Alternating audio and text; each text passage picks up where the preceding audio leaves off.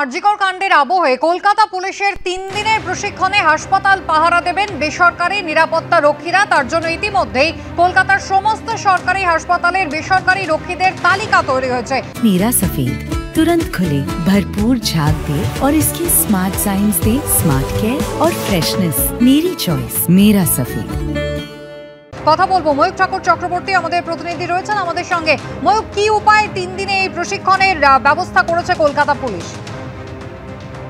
দেখো, কলকাতা পুলিশের দুজন সিনিয়র আইপিএস অফিসার, তার মধ্যে অ্যাডিশনাল পুলিশ কমিশনার 5 এবং সঙ্গে যিনি কলকাতা পুলিশের জয়েন্ট সিপি অর্গানাইজেশন রয়েছেন, এই আইপিএস অফিসারদের উপর দায়িত্ব রয়েছে মূলত কলকাতার মধ্যে যে মেডিকেল কলেজগুলো রয়েছে এবং তার পাশাপাশি যে সরকারি হাসপাতালগুলো রয়েছে সেগুলোতে প্রচুর সংখ্যক বেসরকারি নিরাপত্তা রক্ষী কাজ করেন।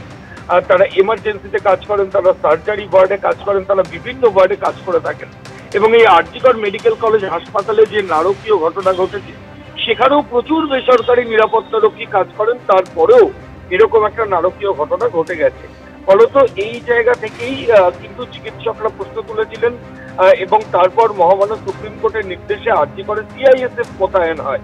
পরবর্তী ক্ষেত্রে কলকাতা পুলিশের তরফ থেকে গত 24 তারিখে এই নোটিফিকেশন বার করা হয়েছে এবং তাতে যেটা বলা হচ্ছে যে কলকাতার সমস্ত মেডিকেল কলেজ এবং সরকারি হাসপাতালে যে সরকারি নিরাপত্তা কর্মীরা রয়েছেন তাদেরকে ফেজ ওয়াইজ অর্থাৎ পর্যায়ক্রমে তাদেরকে যে ট্রেনিং বা প্রশিক্ষণের ব্যবস্থা সেটা করা হবে। মূলত সরকারি হাসপাতালে এমার্জেন্সি পেশেন্টদের ডিল করা থেকে রোগীর পরিবারের অভিযোগ শোনা, অনেক ক্ষেত্রে অনেক ধরনের সমস্যা ক্রাইসিস তৈরি হয়।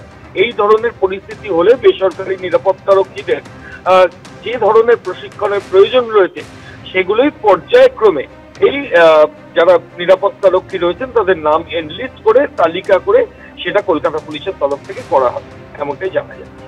একেবারে ময়ূক, তুমি আমাদের সঙ্গে থাকো। অর্থাৎ কলকাতা পুলিশ প্রশিক্ষণ দেবে মোট 3 দিন, যেখানে সমস্ত সরকারি হাসপাতালের বেসরকারি রক্ষীদের তালিকা ইতিমধ্যেই তৈরি করা হয়েছে এবং যারা মূলত হাসপাতাল পাহারা দেবেন সেই বেসরকারি নিরাপত্তা রক্ষীদের তালিকা অনুযায়ী এক একটি ব্যাচে ভাগ করে টানা 3 দিনের প্রশিক্ষণ দেবে কলকাতা পুলিশ। আরজিকর কাণ্ড, যেখানে বারবার নিরাপত্তার প্রশ্ন উঠে এসেছে, একেবারে সুপ্রিম কোর্ট থেকে শুরু করে হাসপাতাল চত্বরে সব জায়গায় নিরাপত্তা নিশ্চিত করতে হবে, যে দাবিতে সোচ্চার থেকেছেন আন্দোলনকারী চিকিৎসকরা। এবার তার জন্য কলকাতা পুলিশের এই পদক্ষেপ। ময়ূক ঠাকুর চক্রবর্তী রয়েছেন আমাদের সঙ্গে। ময়ূক, বারবার নিরাপত্তা সুনিশ্চিত করতে হবে, ফিয়ার সাইকোসিস কাজ করছে বলে জুনিয়র ডাক্তারদের আইনজীবী সুপ্রিম কোর্টেও বলেছিলেন, আমরা দেখেছিলাম। কোথাও এবার সেই নিরাপত্তা সুনিশ্চিত করতেই কি কলকাতা পুলিশের এই উদ্যোগ? দেখো তুমি কুসুমিতা, যে বেসরকারি মেডিকেল কলেজগুলো কলকাতা শহরের, যে সরকারি মেডিকেল কলেজগুলো কলকাতা শহরে রয়েছে এবং যে সরকারি হাসপাতালগুলো রয়েছে সেগুলোতে ইতিমধ্যেই কলকাতা পুলিশের আউটপোস্ট রয়েছে এবং বেসরকারি নিরাপত্তা রক্ষী তারা সেখানে কর্তব্যরত থাকেন। কিন্তু এর পরেও দেখা গেছে যে এই আরজিকর মেডিকেল কলেজ হাসপাতালে এই চেস্ট মেডিসিনের চিকিৎসকের ওপর এই নারকীয় ঘটনা ঘটে গেছে, যেটা নিয়ে উত্তাল হয়েছে সারা দেশ।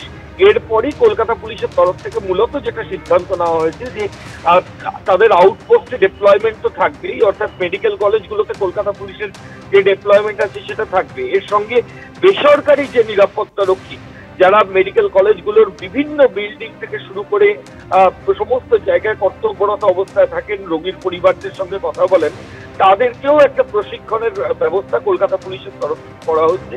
ফেজ ওয়াইজ পর্যায়ক্রমে 3টে ভাগে ভাগ করে এই বেসরকারি নিরাপত্তা রক্ষী তাদের তালিকা অনুযায়ী কলকাতা পুলিশ তাদেরকে প্রশিক্ষণ দেবে এবং joint commissioner training, joint commissioner organization এবং কলকাতা পুলিশের অ্যাডিশনাল পুলিশ কমিশনার 5 এই 3 জন আইপিএস অফিসার এই ট্রেনিং প্রক্রিয়ার দায়িত্বে রয়েছে।